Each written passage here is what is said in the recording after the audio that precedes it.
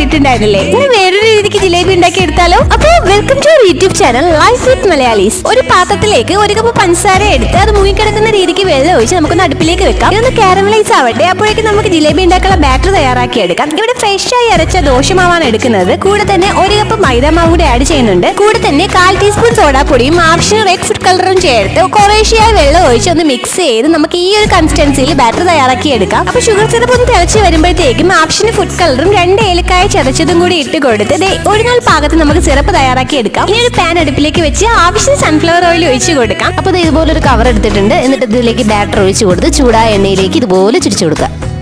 അപ്പൊ ഈ ഒരു പാവാകുമ്പോഴത്തേക്ക് ഒന്ന് മറിച്ചിട്ട് കൊടുക്കുക. ലോ ഫ്ലെയിമിൽ ഇട്ടിട്ട് വേണം ഇത് മൂപ്പിച്ചെടുക്കേണ്ടത്. അപ്പൊ നമ്മുടെ ജിലേബി ഇതാ റെഡി ആയിട്ടുണ്ട്. ഇതൊന്ന് എണ്ണ വാർന്നതിന് ശേഷം ചൂട് സിറപ്പിലോട്ട് ഇട്ട് കൊടുക്കുക. 1 മിനിറ്റോളം ഇങ്ങനെ ഇട്ടേക്കണം. ജിലേബി ഉണ്ടാക്കി എടുക്കുന്നത് വരെ സിറപ്പിന്റെ ചൂട് അങ്ങനെ തന്നെ നിൽക്കണം. Like, comment, subscribe. Okay, by.